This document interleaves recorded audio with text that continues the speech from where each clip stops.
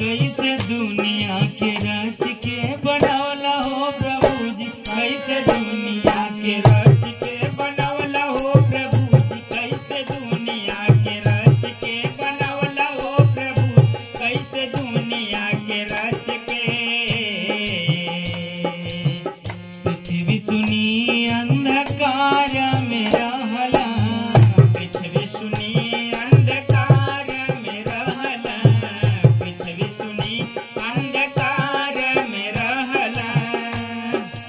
ओहू पर ज्योति चमकवला हो प्रभु जी, ओहू पर ज्योति चमकवला हो प्रभु जी, कैसे दुनिया के रच के बनवला हो प्रभु जी, कैसे दुनिया के रच के बनवला हो प्रभु जी, कैसे दुनिया के रच के।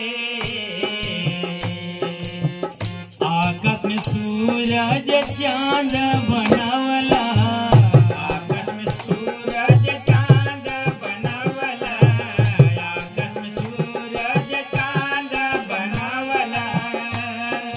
लाखों लाख तरई चमकवला हो प्रभु जी, हरे लाखों लाखों तरई चमकवला हो प्रभु जी, कैसे दुनिया के रच के बनवला हो प्रभु जी, कैसे दुनिया के रच के बनवला हो प्रभु जी, कैसे दुनिया के रच के।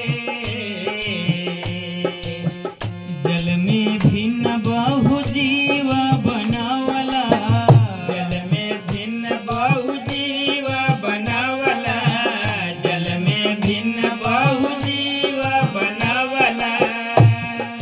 हाथी ऊंट साड़िनी बनवला हो प्रभु जी हो, हाथी ऊंट साड़िनी बनवला हो प्रभु जी, कैसे दुनिया के रच के बनवला हो प्रभु जी, कैसे दुनिया के रच के बनवला हो प्रभु जी, कैसे दुनिया के रच के।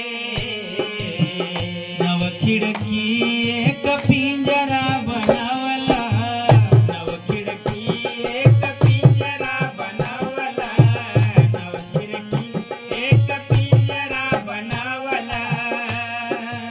ओहू में आला बैठवला हो प्रभु जी, ओहू में आला बैठवला हो प्रभु जी, कैसे दुनिया के रच के बनवला हो प्रभु जी, कैसे दुनिया के रच के बनवला हो प्रभु जी, कैसे दुनिया के रच के।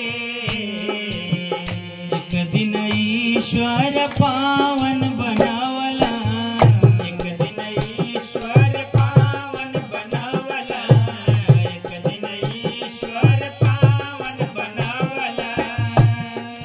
स्वर्गीय पिता से मिलवला हो प्रभु